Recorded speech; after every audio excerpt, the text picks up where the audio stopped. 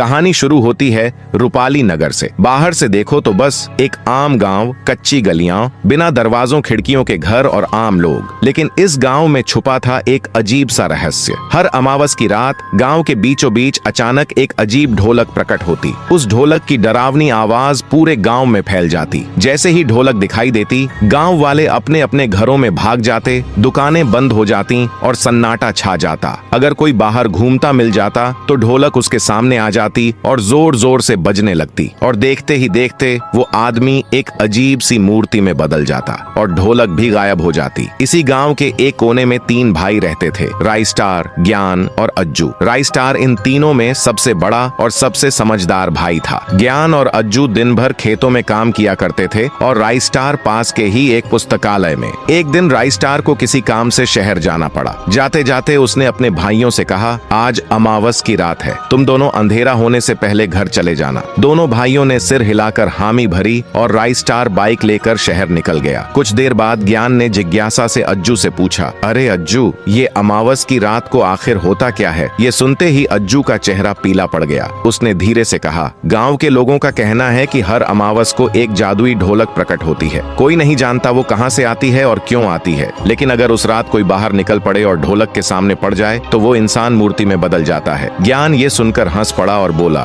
भाई कैसी मजाकिया कहानी है, ऐसी बातें बस डराने के लिए फैलाई जाती हैं। दोनों बात ही कर रहे थे कि तभी अज्जू की प्रेमिका सोनम वहां आ पहुंची। वो घबराई हुई बोली, अज्जू जल्दी चलो, माँ की तबीयत बहुत खराब है, मदद चाहिए। अज्जू तुरंत बाइक लेकर सोनम के साथ निकल गया और जाते जाते ज्ञान से बोला, देर मत करना, काम निपटाकर सीधा घर चले आना। ज्ञान काम में इतना व्यस्त रहा कि उसे पता ही नहीं चला कब रात हो गई। जल्दी जल्दी काम निपटाकर जब वो गांव की ओर लौटा तभी अचानक उसके कानों में ढोलक की डरावनी आवाज गूंजने लगी। उसने बाइक रोकी और इधर उधर देखने लगा। अचानक वही ढोलक उसके सामने प्रकट हो गई और जोर जोर से बजने लगी। उधर अज्जू जब घर पहुंचा और ज्ञान को वहां न पाया तो परेशान होकर उसे ढूंढने निकल पड़ा। गांव की गलियों में भागते भागते उसे भी वही आवाज सुनाई दी। वो धीरे धीरे एक पुराने घर के पीछे छिपकर देखने लगा। जो नजारा उसके सामने था उसने उसकी रूह तक हिला दी। उसका भाई ज्ञान ढोलक के सामने खड़ा अपनी जान की भीख मांग रहा था। ढोलक और तेज बजने लगी और देखते ही देखते ज्ञान पत्थर की मूर्ति में बदल गया। फिर वो ढोलक वहीं से अचानक गायब हो गई। अगली सुबह जब राइस्टार शहर से लौटकर गांव आया तो उसने देखा